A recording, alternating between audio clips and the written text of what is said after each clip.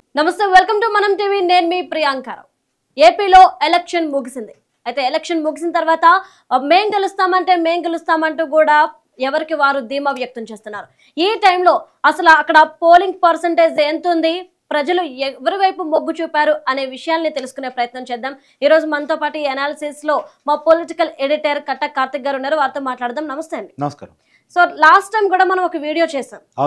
కీలక నియోజకవర్గాల్లో కీలక నాయకులు పోటీ చేస్తున్న నియోజకవర్గాల్లో ఎవరు గెలుస్తారు, ఎవరు ఓడిపోతారు అనే దాని మీద ఒక ప్రోగ్రామ్ చేసాం. అయితే ఈ నేపథ్యంలో ఎలక్షన్స్ అయిపోయిన తర్వాత అప్పటికి ఇప్పటికి మార్పులు ఏమైనా ఉన్నాయా, అలానే ఆ నియోజకవర్గాల్లో పోలింగ్ పర్సంటేజ్ ఎంత ఉంది, అలానే ప్రజలు ఎవరి వైపు మొగ్గు చూపారు, అక్కడ పరిస్థితులు ఏ విధంగా ఉన్నాయి? పోలింగ్ పర్సంటేజ్, పోలింగ్ సరళి, ప్రజల భావనలు వీటి ఆధారంగా కీలకమైన నాయకులకి ఎవరికి అవకాశం ఉంది, ఎవరు ధీమా వ్యక్తం చేస్తున్నారు, ప్రజలు ఏమనుకుంటున్నారో వివరించే ప్రయత్నం చేస్తున్నాం. సరే, గతంలో రిలీజ్ చేసిందేమో సర్వే, ఇదేమో పోలింగ్ సరళి ఆధారంగా మనం ఇస్తున్న విశ్లేషణ ఒక రకంగా చెప్పాలంటే. సరే, మొదటగా మనం డోన్ నియోజకవర్గం నుండి స్టార్ట్ చేద్దాము. డోన్ నియోజకవర్గంలో కూటమి నుండి కోట్ల సూర్యప్రకాష్ రెడ్డి పోటీ చేశారు. ఇక వైఎస్ఆర్సీపీ నుండి బొగ్గన రాజేంద్రనాథ్ రెడ్డి పోటీ చేశారు. యాక్చువల్గా ఇక్కడ 82% పోలింగ్ నమోదు కావడం జరిగింది. ఇది చాలా కీలకమైన నియోజకవర్గం కర్నూలు జిల్లాలో. ఇది ఉమ్మడి కర్నూలు జిల్లాలో ఉండే నియోజకవర్గం. ఇది కీలకమైన నియోజకవర్గం నేను ఎందుకంటున్నాను అంటే, ఇక్కడ నుంచి రాష్ట్ర ఆర్థిక శాఖ మంత్రిగా ఉన్నటువంటి బొగ్గన రాజేంద్రనాథ్ వైసీపీ నుంచి పోటీ చేస్తున్నాడు. తర్వాత మాజీ కేంద్ర మంత్రిగా పనిచేసిన అనుభవం ఉన్నటువంటి కోట్ల సూర్యప్రకాష్ రెడ్డి ఆయన కూటమి నుంచి పోటీ చేస్తున్నాడు. సో ఇద్దరు చాలా కీలకమైనటువంటి సీనియర్ నాయకులు. మరి ఎవరికి విజయావకాశాలు ఉన్నాయో చూసినప్పుడు చాలా టఫ్ ఫైట్ అయితే నెలకొనుంది. వాస్తవానికి ఇద్దరు కూడా నామినేషన్ అప్పుడు కూడా బొగ్గన రాజేంద్రనాథ్ నామినేషన్ ఉపసంహరించాలి, అంటే క్యాన్సిల్ చేయాలి, తప్పులు తడగ్గా ఉందని చెప్పేసి కోట్ల వర్గం చాలా ఆందోళన అయితే వ్యక్తం చేసింది, కంప్లైంట్ కూడా ఇచ్చింది. కానీ అప్పుడు ఆర్ఓ ఏకపక్షంగా బొగ్గన యొక్క నామినేషన్ ఓకే చేశాడు అనేటువంటి ఆరోపణలు కూడా కోట్ల వర్గం చేసింది. ఇద్దరి మధ్య టగ్ ఆఫ్ వార్ నడిచింది. ఎవరి ప్రయత్నాలు వాళ్ళు చాలా బలంగా చేశారు. ఇక్కడ మనకున్నటువంటి సమాచారం మేరకు జరిగిన పోలింగ్ సరళి మేరకు పెద్ద ఎత్తున ఇక్కడ ఓటింగ్ పోలైంది కర్నూలు జిల్లాలో. గతంలో లేని విధంగా ఇక్కడ యాంటీ ఓటింగ్, ప్రభుత్వానికి యాంటీ ఓటింగ్ బాగా పెద్ద ఎత్తున నమోదైందనేటువంటి చర్చ కూడా ప్రజలు నడుస్తూ ఉంది. ఇక్కడ నమోదైన పోలింగ్ పర్సంటేజ్ ఆధారంగా చూసినప్పుడు ఖచ్చితంగా కూటమి అభ్యర్థి కోట్ల సూర్యప్రకాష్ రెడ్డికి అవకాశం ఉంది. ఇక నెక్స్ట్ వచ్చేసి గుడివాడ నియోజకవర్గం. ఇక గుడివాడ నియోజకవర్గం నుండి కూటమి నుండి వెనిగండ్ల రాము పోటీ చేశారు. ఇక వైఎస్ఆర్సీపీ నుండి కొడాలి నాని పోటీ చేశారు. యాక్చువల్గా కొడాలి నాని టీడీపీ నుంచే తన ప్రస్థానాన్ని స్టార్ట్ చేశారు. ఇక్కడ తన కంచికోటగా గుడివాడిని మార్చుకోగలిగాడు. ఇప్పుడు వైసీపీలో ఉన్నాడు. 2014లో వైసీపీ ఎమ్మెల్యేనే, 2019లోనూ వైసీపీ ఎమ్మెల్యేనే, మాజీ మంత్రి. ఇప్పుడు వాస్తవానికి ఇక్కడ ఎవరికి అవకాశం ఉంది? ఈ వెనిగండ్ల రాము ఎన్ఆర్ఐ. ఇప్పుడు కొత్తగా ఈ ఎలక్షన్స్ ముందే గుడివాడలోకి వచ్చేసి అంతకుముందు నుంచి సేవా ట్రస్ట్ నడిపిస్తున్నప్పటికీ కూడా ఇక్కడ కొత్తగా ఏదేమైనా జనాలకి ప్రచారంలో కొత్త రకంగా చూసినప్పుడు, కానీ ఇక్కడ కూటమి బలం పనికొచ్చింది. గుడివాడ నానిని ఓడించాలని కసి పనికి వచ్చింది అనేటువంటిది అక్కడ ప్రజలు చెప్తున్నమాట. ఇక్కడ 80% పోలింగ్ నమోదైంది. మనం మళ్ళా చెప్తున్నాం, పోలింగ్ పర్సంటేజ్ ఎక్కడెక్కడైతే పెద్ద ఎత్తున నమోదైందో అక్కడక్కడ వైసీపీ నాయకులు ఇబ్బందులు ఉన్నాయి. ఇక్కడ కూడా చాలా పెద్ద ఎత్తున పోలింగ్ పర్సెంట్ నమోదైంది. గతంలో లేని విధంగా 80% పోలింగ్ నమోదైంది. ఆ రోజు కొడాలి నాని 3 గంటల వరకు ఇంటికే పరిమితం అయ్యారు. సహజంగా క్యాండిడేట్గా ఉన్నటువంటి వ్యక్తి పోలింగ్ బూతులు తిరుగుతూ ఉంటారు, పొద్దు నుంచి హడావుడి చేస్తూ ఉంటారు. కానీ ఆ రోజు కొడాలి నాని కేవలం ఇంటికే పరిమితం అయ్యారు. కావాలంటే మీరు చెక్ చేసుకోవచ్చు. ఆ రోజు ఇండైరెక్ట్గా ఓటమిని కొడాలి నాని అంగీకరించాడు. అంటే ప్రజల సరిలో పోలింగ్ పర్సంటేజ్ ఇవన్నీ కాదు, కొడాలి నాని తనంతట తాను ఓటమిని అంగీకరించాడు. అందుకనే ఆ రోజు పోలింగ్ బూతులు తిరగలేదు. ఓటు వేయటానికి కూడా పోకుండా 3 గంటల వరకు ఇంట్లోనే ఉన్నాడు. కార్యకర్తలో నిశ్చయం వస్తుందని తెలిసిన తర్వాత అతను 3 గంటల తర్వాత ఇంట్లో నుంచి బయటకు వచ్చి తన ప్రయత్నాలు చేసుకునే మొదలెట్టాడు. కానీ 3 గంటల వరకు ఇంట్లోనే ఉన్నాడు అంటేనే, అతను మౌనంగా ఉన్నాడు అంటేనే, మీరు మొన్న కొడాలి నాని ప్రెస్ మీట్ కూడా ఒకసారి చూడండి. మొహంలో ఒకప్పుడు కొడాలి నాని చూడండి, మొన్నటి కొడాలి నాని చూడండి. ఆ మొహంలో హావభావాల్లో మీకే అర్థమైపోతుంది ఓటమిని కొడాలి నాని అంగీకరించారని. ఇక్కడ ఖచ్చితంగా ఆ వ్యక్తి బలం కాదు, కానీ ఖచ్చితంగా కూటమి బలం. ఈవెన్ హైదరాబాద్లో ఫేమస్, ఈ మధ్య బాగా ఫేమస్ అయినటువంటి సోషల్ మీడియాలో కుమారి ఆంటీ కూడా పోయి వెనిగండ్ల రాము కూటమి అభ్యర్థి కోసం ప్రచారం చేసింది. అంటే వాస్తవానికి జరిగింది ఏంటి అంటే, ఈసారి కసిగా పనిచేస్తారు.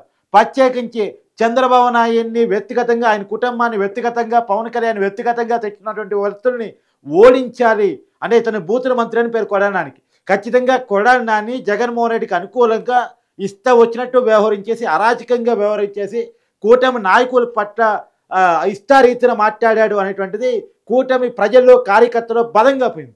అందుకనే కొడాలి నాని ఎట్టి పరిస్థితిలో గుడివాడ కంచుకోటగా అతను భావిస్తూ ఉన్నాడు. అతను మాస్ లీడర్ కొడాలి నాని, అక్కడ గుడివాడలో నో డౌట్ ఎట్ ఆల్. అతనికి చాలా మంచి పేరు కూడా ఉంది. కానీ కొడాలి నాని ఖచ్చితంగా ఓడించాలని కసిగా పనిచేశారు. కూటమిని గెలిపించుకోబోతున్నారు అనేది అక్కడ ప్రజలు చెప్తున్న మాట, అక్కడ పోలింగ్ సరళిని బట్టి అర్థమవుతున్న మాట. ఇక మరొక నియోజకవర్గం చూసుకుందాం సార్. ఇక శ్రీకాకుళం నియోజకవర్గానికి వచ్చేసేపటికి కూటమి నుండి గొండు శంకర్ పోటీ చేశారు. ఇక వైఎస్ఆర్సీపీ నుండి ధర్మాన ప్రసాదరావు పోటీ చేశారు. ఎస్, ధర్మాన ప్రసాదరావు రెవెన్యూ శాఖ మంత్రిగా ఉన్నారు వైసీపీ ప్రభుత్వంలో. తర్వాత కూటమిలో వచ్చేసి వర్గ విభేదాలు కానొచ్చాయి. ఖచ్చితంగా అతని శంకర టికెట్ ఇవ్వటానికి టీడీపీలో వర్గం జీర్ణించుకోలేకపోతూ ఉంది. ఇక్కడ పోలింగ్ పర్సెంటేజ్ కూడా, ఇది ఉమ్మడి శ్రీకాకుళం జిల్లాలో ఉన్నటువంటి నియోజకవర్గం, అది ఇక్కడ 65% మాత్రమే పోలింగ్ నమోదైంది. అంటేనే పోలింగ్ పర్సెంటేజ్లో కూడా తేడా మనకు కనపడుతుంది. సహజంగా ఉమ్మడి శ్రీకాకుళం జిల్లాలో పోలింగ్ పర్సెంటేజ్లు శ్రీకాకుళంలో ప్రత్యేకించి తక్కువ రావడానికి కారణం ఏంటంటే కూటమిలో ఉన్న వర్గ విభేదాలు. ఒకేపు ధర్మాన్ని గెలిపించుకోవడం ఇష్టం లేదు, అలానే కూటమిలోనేమో తగాదాలు ఉన్నాయి. ఆ పరిస్థితుల్లో ఈ వర్గ విభేదాల కారణంగానే పోలింగ్ పర్సెంటేజ్ తగ్గింది అని మనకు అర్థమవుతా ఉంది. ఇక్కడ క్లియర్గా పోలింగ్ పర్సెంటేజ్ని బట్టి గమనిస్తే రాష్ట్ర వ్యాప్తంగా ప్రతి నియోజకవర్గంలో 75 నుంచి 80 చేంజ్ కూడా కొన్ని చోట్ల కనపడినప్పటికీ కూడా శ్రీకాకుళంలో మాత్రం కేవలం 65% మాత్రమే నమోదైంది. ఇది ధర్మాన ప్రసాదరావుకి అడ్వాంటేజ్ కాబోతుంది. ఇక్కడ ఖచ్చితంగా పోలింగ్ సరళిని బట్టి గమనించినప్పుడు, పబ్లిక్ మూడ్ని గమనించినప్పుడు ధర్మాన ప్రసాదరావు గెలవబోతున్నాడు. టీడీపీలో వర్గ విభేదాల కారణంగా కూటమి ఆ స్థానాన్ని లాస్ కాబోతుంది అనేది మనకు అర్థమవుతుంది. ఇక మరొక నియోజకవర్గం వచ్చేసి ఆముదాల వలస నియోజకవర్గం. ఇక ఈ ఆముదాల వలస నుండి కూటమి నుండి కూన రవికుమార్ పోటీ చేశారు. ఇక వైఎస్ఆర్సీపీ నుండి తమ్మినేని సీతారాం పోటీ చేశారు. ఎస్, ఇక్కడ 79% పోలింగ్ నమోదు కావడం జరిగింది. తమ్మినేని సీతారాం అసెంబ్లీ స్పీకర్గా ఉన్నారు. ఆయన చాలా కీలకమైన నాయకుడు వైసీపీ నాయకులు. యాక్చువల్గా జిల్లాలోని సీనియర్ నాయకుడు, వన్ ఆఫ్ ది సీనియర్ నాయకుడు ఆయన. సో ఆయన గెలవడానికి అవకాశం ఉందా, లేదు ఆయనకి దగ్గర బంధువైనటువంటి కూన రవికుమార్ కూటమి నుంచి పోటీ చేస్తున్నారు, ఆయన గెలవడానికి అవకాశం ఉందా చూసినప్పుడు ఖచ్చితంగా ఇక్కడ పోలింగ్ సర్వే పెద్ద ఎత్తున పోలింగ్ శాతం నమోదైంది. ప్రజలు ఇక్కడ కసిగా ఓటించారు. ఇందాక నేనైతే కొడాలి నాని విషయంలో చెప్పానో అదే తమ్మినేని సీతారాం విషయంలో కూడా అప్లై అవుతుంది. ఇతను కూడా స్పీకర్గా ఉండే, స్పీకర్గా కాకుండా వైసీపీ కార్యకర్తలు వ్యవహరించాడు, చంద్రబాబు పట్ల కక్షపూరితంగా వ్యవహరించాడు. కాబట్టి ఇతను ఓడించాలి అనేటువంటిది కూటమి కార్యకర్తలు కసిగా పనిచేశారు. ఓట్ బ్యాంక్ కూడా అలా నమోదైంది. ఇప్పుడు మళ్ళా చెప్తున్నాను, ఎవరైతే వైసీపీలో పైరు బ్రాండ్గా ఉన్నారో వాళ్ళని ఓడించడం కోసం ప్రజలు, కార్యకర్తలు, ఈ కూటమి కార్యకర్తలు ఆటోమేటిక్గా పనిచేస్తారు. అది కాకుండా వాళ్ళకి ప్రజలు పెద్ద ఎత్తున సహకరించారని మనకు అర్థమవుతుంది. వైసీపీలో పైరు బ్రాండ్ ఓడిపోయే పరిస్థితి మనకు కనపడుతుంది. ఇక్కడ పోలింగ్ సరళి కూడా వాస్తవంగా మీరు చూడండి, పైరు బ్రాండ్ నిలబడ్డ నియోజకవర్గాల్లో పోలింగ్ సరళి పెద్ద ఎత్తున నమోదైంది. ఓటింగ్ శాతం చాలా పెద్ద ఎత్తున నమోదైంది. వాళ్ళు కసిగా ఓడించాలి అనేటువంటిది ఎక్కడెక్కడో వచ్చి ఈవెన్ ఎన్ఆర్ఐలో టిక్కెట్ పెట్టుకుని వచ్చి మరి ఓటేసిపోయిన సందర్భాలు ఉన్నాయి. కేవలం ఓటు వేయటానికి విదేశాల నుంచి వచ్చారు. కిలోమీటర్ దూరంలో పోలింగ్ పోతుంటే ఇంట్లో నుంచి ఓటు వేయడానికి పోవటం బతుకం చాలామందికి. కానీ ఈసారి ఏపీలో జరిగిన సిచ్యువేషన్ ఏంటంటే హైదరాబాద్ నుంచి బస్సులు లేకపోతే టూ వీలర్ వేసుకొని, టూ వీలర్ మీద ఇంత ఎండలో కూడా పిల్లగాళ్ళని ఎక్కించుకొని, ఆడవాళ్ళని ఎక్కించుకొని టూ వీలర్ మీద 250 కిలోమీటర్లు ఉంటుంది హైదరాబాద్కి, ఆంధ్ర బోర్డర్కి. అది దాటేసి వచ్చి మరి ఓట్లేశారంటేనే ఆ కసిని మనం అర్థం చేసుకోవాలి. సో ఆ కసిగా వేసిన ఓట్లు ఖచ్చితంగా ఇక్కడ తమ్మినేని సీతారామన్ ఓడించబోతా ఉన్నాయి, కూన రవికుమార్ని గెలిపించబోతా ఉన్నాయి అనేది మనం అర్థం చేసుకోవాలి. ఇక్కడ కూటమి అభ్యర్థి కూన రవికుమార్ గెలవబోతున్నారు అనేటువంటిది ప్రజలు పోలింగ్ సరళిని బట్టి మనకి అర్థమవుతున్న విషయం. ఓకే, ఇక మరొక నియోజకవర్గం వచ్చేసి చీపురుపల్లి నియోజకవర్గం. ఇక ఈ చీపురుపల్లి నుండి కూటమి నుండి కళా వెంకట్రావు పోటీ చేశారు. ఇక వైఎస్ఆర్సీపీ నుండి బొత్స సత్యనారాయణ పోటీ చేశారు. ఎస్, ఉమ్మడి విజయనగరం జిల్లాలో చీపిరిపల్లి మంత్రి బొత్స సత్యనారాయణ విద్యాశాఖ మంత్రిగా ఉన్నారాయన. ఆయన ఇక్కడ నుంచి పోటీ చేశారు. యాక్చువల్గా ఆయన ఉమ్మడి విజయనగరం జిల్లాని పెద్దగా హోల్డింగ్ చేస్తున్న వ్యక్తి. ఉమ్మడి విజయనగరం జిల్లాలో వైసీపీ చాలా బలంగా ఉందంటే కారణం బొత్స సత్యనారాయణ. ఈ రోజుకి ఉమ్మడి విజయనగరంలో ఎక్కువ స్థానాలు వైసీపీ గెలిచిద్దని అనేటువంటి ఒక అంచనా నడుస్తుందంటే దానికి కారణం ఆయన. ఆయన్ని ఖచ్చితంగా ఓడించాలి లేదా నియోజకవర్గానికే పరిమితం చేయాలని టీడీపీ చాలా ప్లాన్లు తీసుకుంది. అందుకని గంటా శ్రీనివాసరావు రంగంలో దింపుదామని అనుకుంది మాజీ మంత్రి, సీనియర్ నాయకుడు ఆ పార్టీకి సంబంధించి. అయితే కానీ ఆయన ససేమేరా అన్నాడు. వాస్తవానికి ఆయనకున్న నైజం ఏంటంటే ఆయన పోటీ చేసిన చోట నుంచి మళ్ళా తిరిగి పోటీ చేయడు, కానీ ఎక్కడా ఓడిపోడు. అయితే ఆయన మాత్రం చీపురుపల్లి నుంచి పోటీ చేయడానికి ససేమేరా అన్నాడు, భీమిలి నుంచి పోటీ చేశాడు. కాబట్టి ఈసారి బొత్స సత్యనారాయణకి అవకాశం ఉందా లేదా చూసినప్పుడు అక్కడ కళా వెంకటరావుని తీసుకొచ్చి కూటమి పెట్టారు. గంటా ఎప్పుడైతే ఒప్పుకోలేదో శ్రీకాకుళం జిల్లాలో మాజీ మంత్రి సీనియర్ నాయకుడు టీడీపీ పార్టీకి సంబంధించినటువంటి కళా వెంకటరావు అదే సమాజ వర్గానికి సంబంధించిన వ్యక్తిని తీసుకొచ్చి పెట్టారు. కానీ ఇక్కడ పోలింగ్ శాతం 82% నమోదైంది. 82% పెద్ద ఎత్తున నమోదైంది. కానీ ఇక్కడ మాత్రం పాజిటివ్గా బొత్స సత్యనారాయణకి అనుకూలంగా పోరాడంటే మనకు అర్థమవుతుంది. కానీ కళా వెంకటరావు మంచి ఫైట్ ఇచ్చాడు. ఇద్దరి మధ్య జరిగిన మంచి ఫైట్లో పోలింగ్ పర్సెంటేజ్ పెరిగినట్టు మనకు అర్థమవుతుంది. యాక్చువల్లీ 10 చోట కూడా పోలింగ్ పర్సెంటేజ్ పెరిగిన చోట వైసీపీకి లాస్ అయినప్పటికీ కూడా ఇక్కడ బొత్స సత్యనారాయణ ప్లస్గానే కనిపిస్తుంది. ఇక్కడ పోలింగ్ శాతం ప్రజల అభిప్రాయాలు తీసుకున్నప్పుడు ఖచ్చితంగా బొత్స ఇక్కడ మళ్ళా గెలవబోతున్నాడు, కళా వెంకటరావు ఓడిపోబోతున్నాడు. కానీ కళా వెంకటరావు కావటం వల్ల మంచి పోటీనైతే ఇచ్చాడు. ఉమ్మడి విజయనగరంలో ఇప్పటికే బొత్స తన హోల్డింగ్ని మెయింటైన్ చేస్తున్నాడు అనేది మాత్రం మనం అర్థం చేసుకోవాలి. ఓకే, ఇక మరొక నియోజకవర్గం వచ్చేసి గాజువాక నియోజకవర్గం. ఇక గాజువాక నియోజకవర్గానికి వచ్చేసప్పటికి కూటమి నుండి పల్లా శ్రీనివాసరావు పోటీ చేశారు. ఇక వైఎస్ఆర్సీపీ నుండి గుడివాడ అమర్నాథ్ పోటీ చేశారు. ఎస్, గుడివాడ అమర్నాథ్ అలియాస్ గుడి మంత్రి అంటారు. తర్వాత పల్లా శ్రీనివాసులు టీడీపీ నుంచి పోటీ చేశారు. యాక్చువల్గా గుడివాడ అమర్నాథ్ సొంత నియోజకవర్గం కాదు ఇది. ఇతను నియోజకవర్గాల షెఫ్లింగ్లో భాగంగా తీసుకొచ్చి గాజువాకలో నిలబెట్టడం జరిగింది. గాజువాకలో తన వాస్తవానికి ఉమ్మడి జిల్లాలో మంత్రిగా ఉండటం వల్ల కొన్ని పరిచయాలు ఉండొచ్చేమో. కానీ పోయినసారి గాజువాకలో వైసీపీ గెలిచిందంటే కారణం ఏంటి అంటే పల్లా శ్రీనివాసులు టీడీపీ నుంచి ఉన్నాడు, పవన్ కళ్యాణ్ జనసేన నుంచి ఉన్నాడు. పవన్ కళ్యాణ్ కొన్న టీడీపీకి మధ్య ఓట్ల చీలిక అనేటువంటిది ఆ రోజు వైసీపీని గెలిపించింది. అక్కడ పవన్ కళ్యాణ్ పోటీ చేయకొని ఉండుంటే అక్కడ ఖచ్చితంగా టీడీపీ గెలిచేది. గాజువాక అనేది టీడీపీ కంచుకోట, ఖచ్చితంగా గెలిచే నియోజకవర్గం. దీంట్లో వన్ సైడ్గా పోలింగ్ జరిగింది అనేటువంటి పోలింగ్ సార్ని బట్టి అర్థమవుతుంది. ఇక్కడ 64% ఓటింగ్ నమోదైంది. జనరల్గా ఇందాక నేను చెప్పిన సినారియోలో ఓటింగ్ పర్సెంటేజ్ తగ్గటం అనేటువంటిది సహజంగా వైసీపీకి అడ్వాంటేజ్ కావాలి. కానీ ఇక్కడ మాత్రం అడ్వాంటేజ్ కాలేదు. Because of YCP vote bank నిరాసక్తత ప్రకటించిన ఓటు వేయడానికి కూడా ఇక్కడ మొత్తం రివర్స్గా కనిపెడుతుంది మన వాతావరణం. ఇక్కడ పల్లా శ్రీనివాస్ ఒక్కోటి ఏంటంటే ఇది అర్బన్ ప్రాంతం.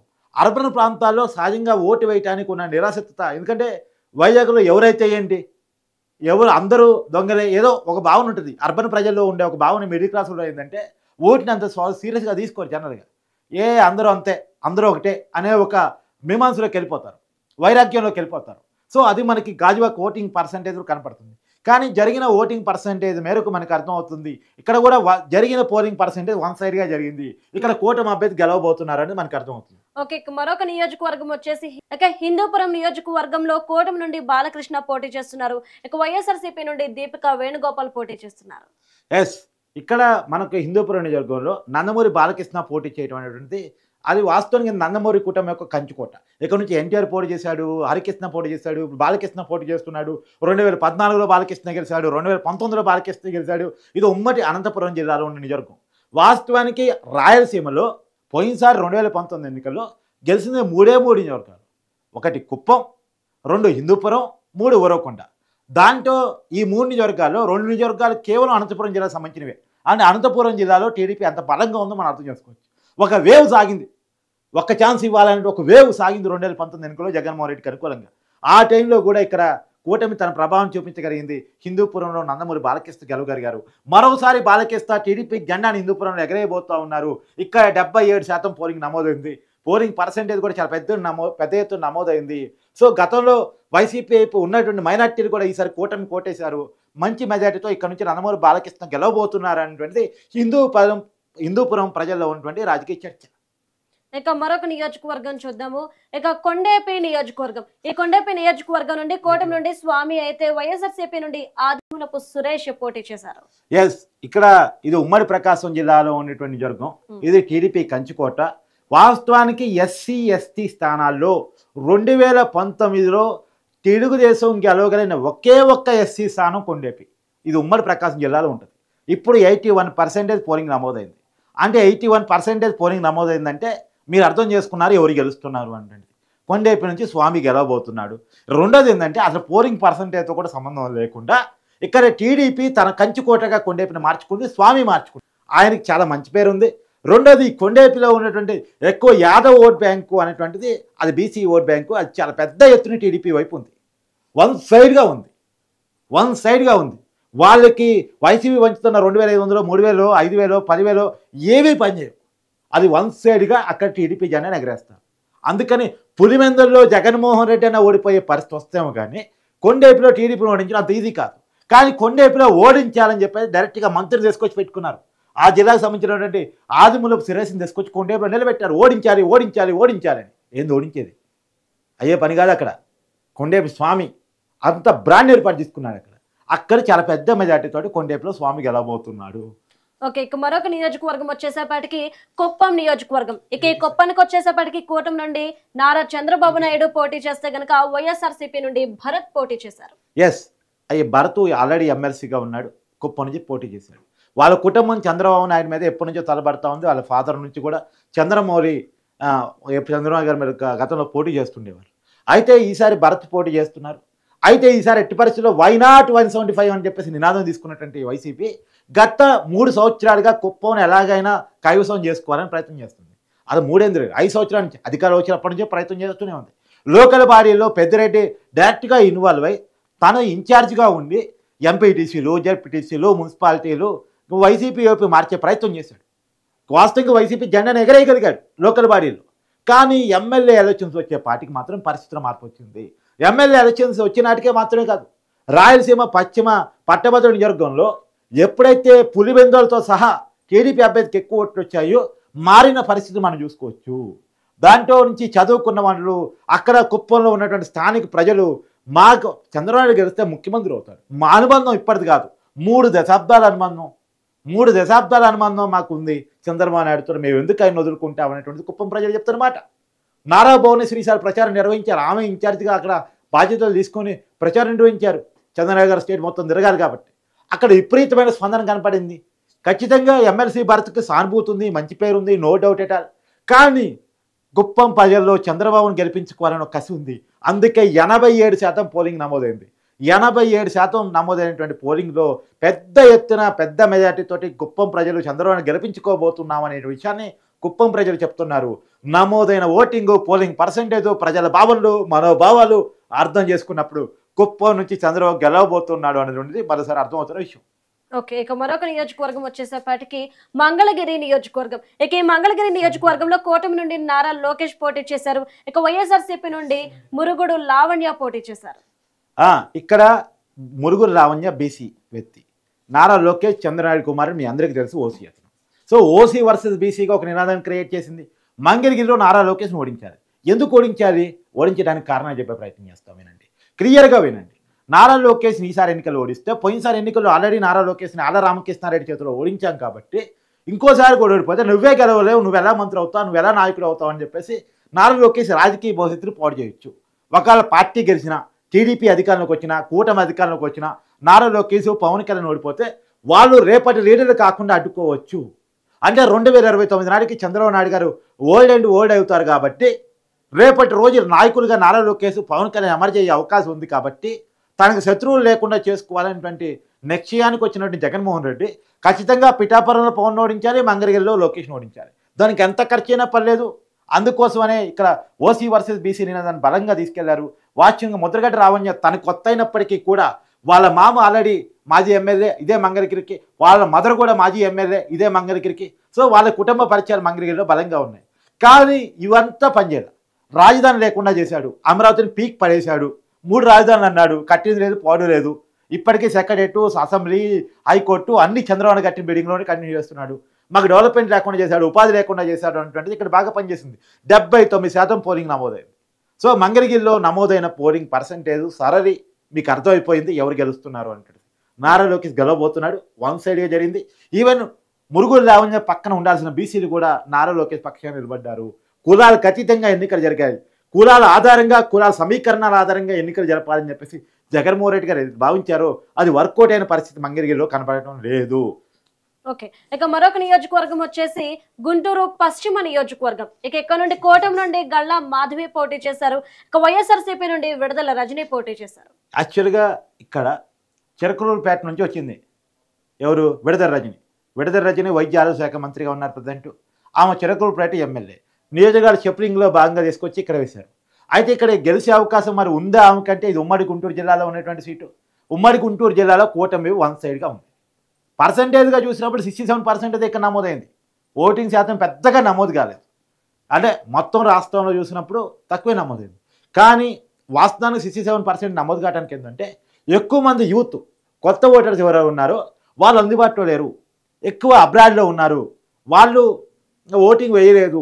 రెండోది ఏంటంటే వైసీపీ గతంలో వేసినటువంటి వాళ్ళు టీడీపీకి వేయటం ఇష్టం లేక, అంటే పాత కాంగ్రెస్ ఓటు బ్యాంక్ వైసీపీకి వచ్చింది, కానీ వైసీపీ పాలన నచ్చలేదు, వాళ్ళు ఓటు వేయడానికి ఇష్టపడలేదు, వాళ్ళు సైకిల్కే వేయలేరు, అట్లని తమకు నచ్చిన వైసీపీకే వేయలేరు.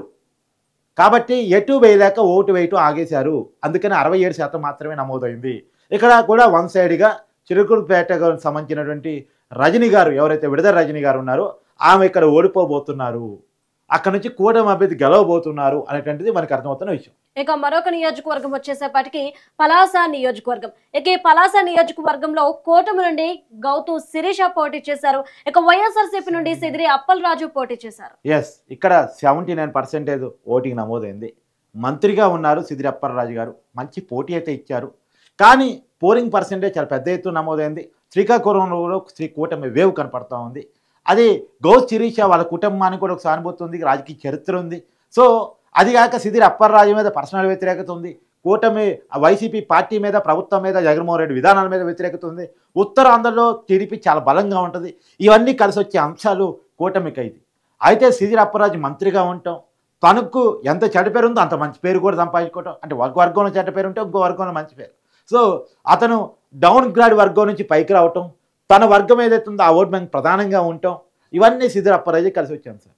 కానీ పోలింగ్ పర్సెంటేజ్ ప్రజల మూడు ఇవన్నీ క్యాలిక్యులేట్ చేసుకున్నప్పుడు అది కూడా కూటమికి శ్రీకాకుళం జిల్లా ప్రజలు అంటే సిక్కోలు ప్రజలు ఇచ్చినటువంటి మనోభావాల అంచనాల మేరకు క్యాలిక్యులేట్ చేస్తే అక్కడ గౌతు శిరీష గెలవబోతున్నారు, కూటమి అభ్యర్థి గెలవబోతున్నారు, కానీ తక్కువ మెజార్టీతో గెలవబోతున్నాడు. సిదిరి అప్పలరాజు మంచి ఫైట్ ఇచ్చాడు, చిన్న ఎర్జు మాత్రమే గౌతు శిరీషకు ఉంది అనేది మనకు అర్థమవుతుంది. ఓకే, ఇక మరొక నియోజకవర్గం వచ్చేసి రాజమండ్రి సిటీ నియోజకవర్గం. ఇక ఈ సిటీ నుండి కూటమి నుండి ఆదిరెడ్డి వాసు పోటీ చేశారు. ఇక వైఎస్ఆర్సీపీ నుండి భరత్ పోటీ చేశారు.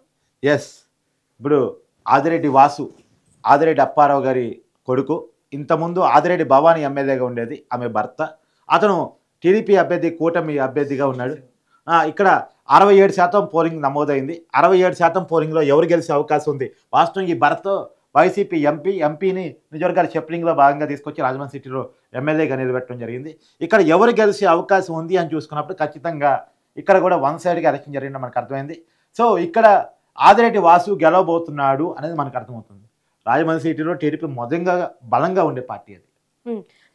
మన 2019 ఎన్నికల్లో అంత వే ఉన్నప్పుడు కూడా కూటమి గెలవగలిగింది, సిటీని రెండు గెలవగలిగారు, రెండు మన ఎన్నికలు. ఇక మరి రూరల్ విషయానికి వచ్చేసేపటికి కూటమి నుండి గోరంట్ల బుచ్చే చౌదరి పోటీ చేశారు. మరి వైఎస్ఆర్సీపీ నుండి వేణుగోపాల కృష్ణ పోటీ చేశారు.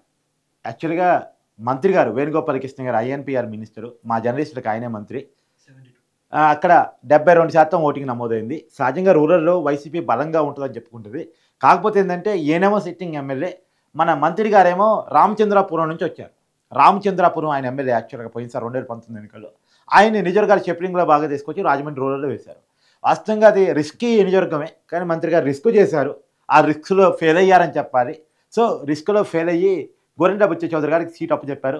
నేను మళ్ళీ చెప్తున్నాను, రాజమండ్రి సిటీ రూరల్ అనేటువంటిది 2019లో వైసీపీకి ఒక వేవ్ సాగినప్పుడు, మళ్ళా చెప్తున్నా, వైసీపీకి ఒక వేవ్ సాగింది 2019లో, 151 స్థానాలు వచ్చింది. ఆ టైంలో కూడా సిటీలోను రూరల్లోనూ టీడీపీ గెలిచింది, మళ్ళా కూటమే గెలిచే అవకాశాలు ఉన్నాయి. ఇక మరొక నియోజకవర్గం చూస్తే కనుక సంతనూతలపాడు నియోజకవర్గం. ఇక్కడ నుండి కూటమి నుండి బొమ్మాజీ నిరంజన్ పోటీ చేశారు. ఇక వైఎస్ఆర్సీపీ నుండి మెరుగు నాగార్జున పోటీ చేశారు. మెరుగు నాగార్జున మంత్రి, ఉమ్మడి గుంటూరు సంబంధించినటువంటి వ్యక్తి, ఆయన తీసుకొచ్చి ప్రకాశం జిల్లాలో పెట్టారు. ఆయనకి ఏం సంబంధం ఏమో నాకు అర్థం కాదు. ఇక్కడ 86% ఓటింగ్ నమోదైంది. వాస్తవానికి ఏంటంటే ప్రియాంక, ఒక చాటు చెల్లని రూపాయి ఇంకో చాటు చెల్లిద్దా? ఇప్పుడు మీ ఊళ్ళో రూపాయి జరగట్లేదు, మా ఊరికి హైదరాబాద్కి వచ్చి జరిగిద్దా? ఇండియా మొత్తం ఒకటే కార్పొరేషన్ కదా. సో మరి జగన్మోహన్ రెడ్డి గారికి ఎక్కడ అర్థం కాలేదో ఏమో, ఆ నియోజకవర్గంలో మెరుగు నాగార్జున ఓడిపోతాడు, సరే ఓకే, తీసుకొచ్చి ఇక్కడ పడేశారు. సంతనూతలపాటి టీజే సుధాకర్ బాబు, ఆయన మీద వ్యతిరేకత ఉంది, ఓకే, ఆ వ్యతిరేకత ధర్మాన ప్రసాద్ మీద, మెరుగు నాగార్జున మీద మళ్ళదా మళ్ళీ ఖచ్చితంగా సుధాకర్ బాబు క్యాండిడేట్ కానంత మాత్రాన, వైసీపీకి వేరే క్యాండిడేట్ అయినంత మాత్రాన, అది కూడా లోకల్ కాదు బయట తీసుకొచ్చి పెట్టేంత మాత్రాన, లోకల్లోనే పెడితే అన్న ఉపయోగం ఉండొచ్చేమో. కానీ మళ్ళా గుంటూరు జిల్లాకు సంబంధించిన వ్యక్తిని తీసుకొచ్చి పెడితే వాళ్ళ నెత్తి మీద వృత్తి వాళ్ళు ఎందుకు ఒప్పుకుంటారు? సో ఇక్కడ వన్ సైడ్ గా వైసీపీ ఓడిపోబోతుంది, మనకు అర్థం అవుతుంది. ఓకే, ఇక మరొక నియోజకవర్గం చూద్దాం. ఇక సర్వేపల్లి నియోజకవర్గం. ఇక్కడ నుండి కూటమి నుండి సోమిరెడ్డి చంద్రమోహన్ రెడ్డి పోటీ చేశారు. ఇక వైఎస్ఆర్సీపీ నుండి కాకాని గోవర్ధన్ రెడ్డి పోటీ చేశారు. యాక్చువల్ గా ఉమ్మడి నెల్లూరు జిల్లాలో ఉన్న నియోజకవర్గం సర్వేపల్లి. ఈ సర్వేపల్లిలో సోమిరెడ్డి గారు వరుసగా ఓడిపోతూ వస్తున్నారు. వరుసగా కాకాని గారు ఇక్కడ ఆయన అదృష్టం, సోమిరెడ్డి గారు వరుసగా ఓడిపోవడం ఉంటుంది. ఈసారి 82% నమోదైంది. చాలా టగ్ ఆఫ్ వార్ అయితే సోమిరెడ్డి గారు ఇచ్చారు. ఈసారి కూటమి ఉమ్మడి నెల్లూరు జిల్లాలో పనిచేస్తూ ఉంది. ఎందుకంటే 2019లో జరిగినటువంటి ఎన్నికల్లో గెలిచినటువంటి వైసీపీకి సంబంధించినటువంటి ఎమ్మెల్యేలో 3 ఎంపీ మొత్తం 4 ఆ పార్టీని విడిచి బయటకు వచ్చేసారు. ఇవాళ కూటమి నుంచి పోటీ చేస్తున్నారు. ఎగ్జాంపుల్ రాజ్యసభ సభ్యుడిగా ఉన్నటువంటి వేమిరెడ్డి కూటమి ఎంపీ అభ్యర్థిగా పోటీ చేస్తూ ఉంటే, పోయినసారి వైసీపీ ఎమ్మెల్యేలు గెలిచిన మేకపాటి చంద్రశేఖర్ రెడ్డి, తర్వాత ఆనం రామనారాయణ రెడ్డి, కోటమిరెడ్డి సీతారెడ్డి, ఈ 3 కూడా వైసీపీకి రాజీనామా చేసి ఇప్పుడు కూటమి నుంచి పోటీ చేస్తున్నారు. కాబట్టి ఆ ప్రభావం ఖచ్చితంగా నెల్లూరు జిల్లా మీద పడింది. ఈసారి కూటమిని గెలిపించుకోవాలి అని చెప్పి నెల్లూరు ప్రజలు భావిస్తున్నట్టు అర్థమవుతోంది. సో ఈ అన్ని క్వాలిఫికేషన్స్లో సోమిరెడ్డి గారు మంచి ఫైటర్ ఇచ్చారు. కానీ లిటిల్ ఎడ్జ్ ఇప్పటికీ కాకాని గారికే ఉంది. సహజంగా జరిగిన పోలింగ్ పర్సెంటేజ్ ప్రకారం చూస్తే ఖచ్చితంగా సోమిరెడ్డి గారు గెలవాలి. కానీ ఏం జరుగుతుందని చూడాలి. ఇక మరొక నియోజకవర్గం చూసుకుంటే గనక టెక్కలి నియోజకవర్గం. ఇక ఈ టెక్కలి నియోజకవర్గం నుండి కూటమి నుండి అచ్చెన్నాయుడు, అంటే టీడీపీకి ఇప్పుడు ముఖ్య నేతగా ఉన్నారు అచ్చెన్నాయుడు పోటీ చేస్తే గనక వైఎస్ఆర్సీపీ నుండి దువ్వాడ శ్రీనివాస్ పోటీ చేశారు. ఇక్కడ 82% అయింది. ఫస్ట్ వైసీపీ అనౌన్స్ చేసిన సీటు దువ్వాడ శ్రీనివాస్తే, జగన్మోహన్ రెడ్డి గారు. తర్వాత మళ్ళీ ఆయన మార్చి ఆయన భార్యకి ఇన్ఛార్జ్ ఇచ్చారు. ఇప్పుడు మళ్ళీ ఆయన భార్యను మార్చి ఈయనకి టికెట్ ఇచ్చారు. వాళ్ళ పార్టీలో కూడా వర్గ విభేదాలు ఉన్నాయి. వాళ్ళ పార్టీ నుంచి ఒకళ్ళపై కాంగ్రెస్ పార్టీ నుంచి పోటీ చేశారు. సో వాళ్ళ భార్య దువ్వాడ శ్రీనివాస్కి వ్యతిరేకంగా పనిచేస్తుంది. సో ఏది ఏమైనా దువ్వాడ శ్రీనివాస్కి అన్ని ప్రతికూలతలు, వైసీపీలోని వర్గ విభేదాలు, ఆయన భార్య కూడా ఆయనకు వ్యతిరేకంగా మాట్లాడుతున్నటువంటి ప్రతికూలతలు, ఇవన్నీ కలిసి వచ్చినటువంటి అచ్చెన్నాయుడు సొంత కాన్సెన్సీ. వాళ్ళ పార్టీకి రాష్ట్ర అధ్యక్షుడు, కూటమికి సంబంధించిన టీడీపీకి సంబంధించినటువంటి రాష్ట్ర అధ్యక్షుడు, కీలకమైన నాయకుడు, మాజీ మంత్రి, ఆయన కంచుకోట టెక్కలి. సో ఇక్కడ నుంచి వన్ సైడ్గా అచ్చెన్నాయుడు గెలవబోతున్నాడు. వన్ సైడ్ ఇది. ఇక మరొక నియోజకవర్గం వచ్చేసి నగరి నియోజకవర్గం. నగరి చెప్పేది ఏముంది, రోజు ఒప్పేసుకుంది కానీ ఓడిపోతున్నాను, మా సొంత పార్టీ వాళ్ళు ఓడిపోతున్నాను. ఇక్కడ 81 నుంచి 82 మధ్యలో పోలింగ్ పర్సెంటేజ్ నమోదైంది. ఇక్కడ నుంచి క్లియర్ గా రోజా ఓడిపోబోతుంది, గాలి భానుప్రకాష్ గెలవబోతున్నాడు. ఓకే, ఇక మరొక నియోజకవర్గం వచ్చేసి పిఠాపురం నియోజకవర్గం. పిఠాపురం వన్ సైడ్ 81% నమోదైంది. మనకు అందుతున్న సమాచారం ప్రకారం వంగ గీత గారు కూడా గ్లాస్ కోటేశారని చర్చ సోషల్ మీడియా నడుస్తుంది. కానీ మనం నమ్మలేం, అదేం మనం పరిగణన తీసుకోలేం. అంటే పిఠాపురం ప్రజలు చాలా కసిగా ఓటేశారు, పవన్ గెలిపించుకోవడానికి పనిచేశారు. అక్కడ టీడీపీ క్యాండిడేట్గా, అంటే అభ్యర్థిగా, ఇన్ఛార్జిగా గతంలో ఉన్నటువంటి వర్మ ఎవరైతే ఉన్నారో ఆయన కూడా పవన్ కళ్యాణ్ గెలుపు కోసం నిక్కచ్చిగా పనిచేశాడు. దానిలో పుల్లలు పెట్టడం కోసం వైసీపీ ఎన్ని ప్రయత్నాలు చేసినా అది సాధ్యం కాలేదు. సో కూటమి విజయాన్ని కోసం, పవన్ కళ్యాణ్ గెలుపు కోసం పిఠాపురంలో చాలామంది కూటమి కార్యకర్తలు పిఠాపురంపై పనిచేశారు. చాలా సినిమా సెలబ్రిటీలు, జబర్దస్త్ ఆర్టిస్టులు చాలా మంది పోయి పనిచేశారు. చివరికి రామ్ చరణ్ కూడా చివరి రోజు ప్రచారం పోయినట్టున్నాడు. చివరి రోజు జగన్మోహన్ రెడ్డి కూడా ఇక్కడ ప్రచారాన్ని ముగించాడు. ఇందాక నేను చెప్పినట్టు మంగళగిరిలో లోకేష్ ఓడించారు, పిఠాపురంలో పవన్ ఓడించాలని చెప్పేసి జనానికి గిఫ్ట్ ఇస్తున్నా, నేను అధికారంలోకి వస్తే వంగ గీతను డిప్యూటీ సీఎం చేస్తా, వంగ గీతను కల్పించానని జగన్మోహన్ రెడ్డి గారు అప్పీల్ చేశారు. కానీ అవేమీ ఫలించినట్టు మనకు కనపడట్లేదు. కూటమి ప్రభుత్వం రాబోతుంది, పవన్ కళ్యాణ్ డిప్యూటీ సీఎం కాబోతున్నారు. ఇది జనం మాట్లాడుకున్న మాట. ఓకే, ఇక మరొక నియోజకవర్గం వచ్చేసేపాటికి పెనమలూరు నియోజకవర్గం. ఇక ఇక్కడ నుండి కూటమి నుండి బోడే ప్రసాద్ పోటీ చేశారు. ఇక వైఎస్ఆర్సీపీ నుండి జోగి రమేష్ పోటీ చేశారు. జోగి రమేష్ మంత్రిగా ఉన్నారు, ఆయన నియోజకవర్గాన్ని మార్చుకోవడం జరిగింది. సో ఏది ఏమైనా ఇక్కడ ఖచ్చితంగా బోడే ప్రసాద్ గెలవబోతున్నాడు. 78% ఓటింగ్ శాతం నమోదైంది. కానీ ఓటింగ్ శాతం పెద్ద ఎత్తున నమోదైంది అనేది మనకు అర్థమవుతుంది. ఇక్కడ బోడే ప్రసాద్ అంటే ఉమ్మడి కృష్ణా గుంటూరు జిల్లాలో కూటమి కనపడుతుంది. అదిగాక జోగి రమేష్ సొంత నియోజకవర్గం కాదు, ఆయన మీద వ్యతిరేకత ఉంది. శవ రాజకీయం చేయబోయారు అంటే కూడా చెడ్డపేరు తీసుకొచ్చింది. ఏది పింఛన్ల సమయంలో ఏదైతే శవ రాజకీయాలు చేయబోయాడు జోగి రమేష్ అనే ఆయన చేసిన ప్రయత్నం ఆయన చాలా చెడ్డపేరు తీసుకొచ్చింది. రెండోది, ఇతను కూడా వైసీపీలో ఫైర్ బ్రాండ్, ఇతను ఓడించాలని కసి కూడా కూటమి కార్యకర్తల్లో కరెక్ట్గా పనిచేసింది. ఇవన్నీ కలిసి వచ్చినటువంటి బోడే ప్రసాద్ ఇక్కడ నుంచి గెలవబోతున్నాడు. బోడే ప్రసాద్కి వ్యక్తిగతంగా అంత గొప్ప మంచి నేమ్ ఏమీ లేదు. కాకపోతే ఏంటంటే కూటమి బలం గెలిపించాలనుకునే తత్వం, కూటమి వైపు అధికారాన్ని తీసుకురావాలనుకునే ప్రజల ఆశ ఏదైతే ఉందో అది వైసీపీ వ్యతిరేకతే బోడే ప్రసాద్ గెలిపించబోతుంది. ఇక మరొక నియోజకవర్గం వచ్చేసేపాటికి పులివెందుల నియోజకవర్గం. ఇక్కడ కూటమి నుండి బీటెక్ రవి పోటీ చేశారు. ఇక వైఎస్ఆర్సీపీ నుండి సీఎం వైఎస్ జగన్మోహన్ రెడ్డి. ఇది కూడా వన్ సైడ్ జగన్మోహన్ రెడ్డి గెలవబోతున్నాడు. అయితే గతంలో వచ్చిన మెజార్టీ వచ్చే పరిస్థితి కనపడటం లేదు. ఎందుకంటే షర్మిల కడప జిల్లాలో వైసీపీ కంచుకోవటం బద్దలు కొడుతుంది. ఆ బద్దలు కొట్టడానికి చాలా ప్రయత్నం చేసింది. తను ఎంపీగా పోటీ చేసింది. అదిగాక విజయమ్మ చివరి రోజు జగన్మోహన్ రెడ్డిని ఓడించాలని చెప్పకపోయినప్పుడు కూడా షర్మిలను గెలిపించాలని చెప్పడం ఏదైతే ఉందో, అంటే కడప ఎంపీగా అవినాష్ రెడ్డి వైసీపీ నుంచి పోటీ చేస్తున్నారు, జగన్ గారి సోదరుడు వరుసకి. సో ఏది ఏమైనా అవినాష్ రెడ్డికి వ్యతిరేకంగా షర్మిల నిలబడినప్పుడు షర్మిలకు ఆ మద్దతు తెలపడం, కొడుకు వైసీపీ, ఆమె వైసీపీకి గౌరవాధ్యక్షురాలు మాజీ గతంలో, తర్వాత ఆ పార్టీలో మాజీ ఎమ్మెల్యే కూడా పులివెందుల నుంచి. సో అయినప్పటికీ కూడా తన పార్టీకి వ్యతిరేకంగా తన కొడుకు వ్యతిరేకంగా తల్లి చెప్పడం అనేటువంటిది బాగా పనిచేసింది. పులివెందులో కూడా పనిచేసింది. సో వైఎస్ వివేక్ అచ్చకేసు అనేది కూడా కడప జిల్లాలో చాలా ప్రభావం చూపించింది. ఇక్కడ కూడా ఖచ్చితంగా జగన్మోహన్ రెడ్డి గెలిచినప్పటికీ కూడా గతంలో వచ్చిన మెజార్టీ వచ్చే పరిస్థితి లేదు. కుప్పం కంటే, పిఠాపురం కంటే, హిందూపురం కంటే తక్కువ మెజార్టీ పులివెందులో జగన్మోహన్ రెడ్డికి వచ్చే అవకాశం కనబడుతుంది. ఇంకోటి కూడా చెప్పొచ్చు, నిజమేనా నమ్మడానికి అవకాశం ఉందా లేదా మీరు చెక్ చేసుకోండి ఒకసారి. రాయలసీమ పశ్చిమ పట్టభద్రుల నియోజకవర్గం ఎమ్మెల్సీ ఎన్నికలు ఒకసారి టీడీపీకి అభ్యర్థికి ఎన్ని ఓట్లు వచ్చాయి, వైసీపీ అభ్యర్థికి ఎన్ని ఓట్లు వచ్చాయి మీరు చెక్ చేసుకోండి. అది చాలు వైసీపీ మీద వ్యతిరేకత రావడానికి. అది కాక ఇప్పుడు షర్మిల చేసిన ప్రచారం, విజయమ్మ చేసిన ప్రచారం, సునీత చేసిన ప్రచారం, వైఎస్ వివేక హత్యకేసు, ప్రభుత్వ వ్యతిరేకత, ఇవన్నీ కలిసి వచ్చాయి. కాకపోతే ఏంటంటే బీటెక్ రవి ప్రభావం కొంచెం తక్కువే. బీటెక్ రవి తన ప్రభావం చూపించలేకపోయాడు. అదే వైసీపీ మీద ఉన్న వ్యతిరేకతే బీటెక్ రవి ఓటుగా మారింది. అది బీటెక్ రవికి మంచి ఓట్ బ్యాంక్ని తీసుకొచ్చింది. పులివెందులో జగన్మోహన్ రెడ్డి గారికి మెజార్టీని తగ్గించింది. ఓకే, ఇక మరొక నియోజకవర్గం చూద్దాము. ఇక పుంగనూరు నియోజకవర్గం. ఇక్కడ నుండి కూటమి నుండి చల్లా రామచంద్రారెడ్డి పోటీ చేశారు. ఇక వైఎస్ఆర్సీపీ నుండి పెద్దిరెడ్డి రామచంద్రారెడ్డి పోటీ చేశారు. పెద్దిరెడ్డి గారు గెలవడానికి చేయని ప్రయత్నం అంటూ లేదు. అనేకమైన ప్రయత్నాలు చేశాడు. అక్కడ రామచంద్ర యాదవ్ ఇండిపెండెంట్గా నిలబడితే ఆయన మీద దాడి జరిగిందని, రెండో దొంగ ఓటు ద్వారా, అరాచకాల ద్వారా ఆయన గెలుస్తాడని చాలా పేరు అని ఉంది. కాకపోతే జిల్లా మీద ఆయనకున్న హోల్డింగ్ చాలా పెద్దది. జిల్లాని ఇలా పెట్టుకొని కూర్చుంటాడు ఆయన. వాస్తవంగా చిత్తూరు జిల్లాలో చంద్రనాయుడు కంటే కూడా పెద్దిరెడ్డి ఆ జిల్లాకు సంబంధించి 80% ఇక్కడ ఓటింగ్ నమోదైంది. పోలైన ఓటింగ్ పర్సెంటేజ్ ప్రకారం చూసినప్పుడు ఖచ్చితంగా కూటమికి అడ్వాంటేజ్ కావాలి.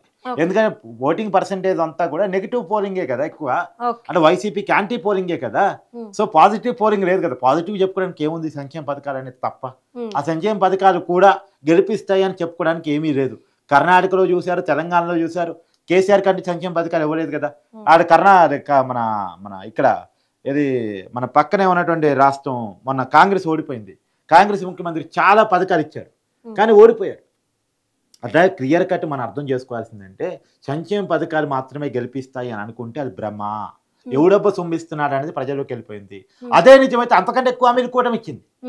ఇప్పుడు ఏదైతే సంక్షేమ పథకాలు అమలు చేస్తున్నారో ఆ సంక్షేమ పథకాలను పెంచి ఇస్తామని కూటమి హామీలు ఇచ్చింది. జగన్మోహన్ రెడ్డి చేతులు ఇచ్చేశాడు. ఇంతకు మించి నేను ఇవ్వలేను, వీటిని కంటిన్యూ చేస్తానని జగన్మోహన్ రెడ్డి గారు చెప్తే, ఇంతకు మించి నేను ఇస్తాను, అదే డబ్బులను జనరేట్ చేసి ఇస్తాను, ఆర్థిక ఉద్యమం సాధించిస్తాను, రాష్ట్రానికి రాజధాని కడుతూ ఇస్తాను అని చెప్పి చంద్రనాయుడు గారు చెప్పిన మాటలు జనానికి ఎక్కే. అది ప్లస్ అయింది. ఇక్కడ నుంచి పెద్దిరెడ్డి ఓడిపోబోతున్నాడు. ఓకే, ఇక మరొక నియోజకవర్గం వచ్చేసి సత్తెనపల్లి నియోజకవర్గం. ఇక ఇక్కడ నుండి కూటమి నుండి కన్నా లక్ష్మీనారాయణ పోటీ చేస్తే కనుక వైఎస్ఆర్సీపీ నుండి అంబటి రాంబాబు పోటీ చేశారు. ఇది వాస్తవానికి అంబటి రాంబాబు ఊళ్ళలోకి పోతే మా ఊరికి రావద్దు అని చెప్పి. సో ఇక్కడ వన్ సైడ్ పోలింగ్ పర్సెంటేజ్తో కూడా సంబంధం లేదు. పోలింగ్ సరళి క్లియర్ గా ఇండికేట్స్ ఇస్తుంది. అది కన్నా లక్ష్మీనారాయణ ఆ జిల్లాకు సంబంధించిన సీనియర్ మంత్రి, మాజీ మంత్రి, సీనియర్ నాయకుడు, ఆయన గెలిపించబోతున్నారు అనేటువంటిది క్లియర్గా అర్థమవుతుంది. ఈవెన్ సొంత అల్లుడు కూడా అంబటి రామన్ ఓడించాలని పిలుపునిచ్చాడు. సో ఈయనకు అరగంట మంత్రి అని పేరు ఉంది వాస్తవానికి. సో అమ్మాయిల పట్ల అసభ్యంగా ప్రవర్తిస్తారని పేరు కూడా ఉంది. సో అంబటి రాంబాబు ఫ్రస్ట్రేషన్ కూడా ఈ మధ్యకాలంలో మీరు చూడొచ్చు. సత్తెనపల్లిలో అంబటి రాంబాబు ఓడిపోబోతున్నాడు.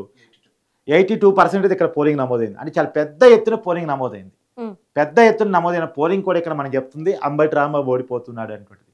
మళ్ళా చెప్తున్నా, అంబటి రాంబాబు ఓడిపోతున్నాడు, కొడాలి నాని ఓడిపోతున్నాడు, రోజా ఓడిపోతుంది, గుడివాడ అమర్నాథ్ ఓడిపోతున్నాడు. సో పేరుని నాని అంటే అతను నిలబడలేదు, వాళ్ళ కొడుకు నిలబడ్డాడు, పేరుని కిట్టు, అతను ఓడిపోబోతున్నాడు. సో ఈసారి పైరు బ్రాండ్గా పేరు పడి జోగి రమేష్ ఓడిపోబోతున్నాడు. సో పెద్దిరెడ్డి ఓడిపోతున్నాడు. సో ఎవరైతే పైరు బ్రాండ్గా ఉన్నారో వాళ్ళంతా ఓడిపోబోతున్నారు. జగన్మోహన్ రెడ్డి గారి మెజార్టీ తగ్గబోతా ఉంది. సో క్లియర్గా వైసీపీ వ్యతిరేకత, కూటమి అనుకూలత అనేటువంటిది కలిసి వస్తున్న అంశం. మళ్ళీ చెప్తున్నా, కూటమి అనుకూలత కంటే కూడా వైసీపీ వ్యతిరేకత అనేది ఎన్నికల్లో చాలా ప్రభావం చూపించింది. మా రాష్ట్రాన్ని కాపాడుకోవాలని ఆంధ్రోళ్ళంతా దండయాత్ర చేసుకున్నారు తమకు అనుకూలంగా తమ రాష్ట్రాన్ని కాపాడుకోవడం కోసం అనేది క్లియర్గా నమోదైన పోలింగ్ పర్సంటేజ్లో మనకు కనపడతా ఉంది. గతం కంటే పోలింగ్ పర్సంటేజ్ పెరిగింది. భారతదేశంలోని హైయెస్ట్ పోలింగ్ పర్సంటేజ్ని ఆంధ్రప్రదేశ్ నమోదు చేసుకుంది. సో క్లియర్ కట్గా ఈ వీడియోని మీరు సేవ్ చేసి పెట్టుకోవచ్చు. క్లియర్గా మళ్ళా చెప్తున్నాను, ఖచ్చితమైన వైసీపీ వ్యతిరేకత రాష్ట్రంలో వ్యక్తమైంది. అది జగన్మోహన్ రెడ్డి గారికి సెగదగినంత వరకు స్టార్ట్ అయింది. మరి చూడాలి రాబోయే 4వ తారీఖు రిజల్ట్ ఏ రకంగా ఉంటుంది అనేటువంటిది. ఇవన్నీ కూడా సర్వే కాదు, ఇప్పుడు నమోదైన పోలింగ్ పర్సంటేజ్, తర్వాత పోలింగ్ సరళి, అదిగాక ప్రజల అంచనాలు మనం చెప్పే ప్రయత్నం, దాన్ని విశ్లేషణ చేసే ప్రయత్నం మనం చేసాం ఇక్కడ నుంచి. కాకపోతే వైసీపీ వ్యతిరేకత మాత్రం క్లియర్గా మనకి ప్రస్తుతంగా పోలింగ్ సరళిలో అర్థమవుతూ ఉంది అనేది మాత్రం క్లియర్ కట్.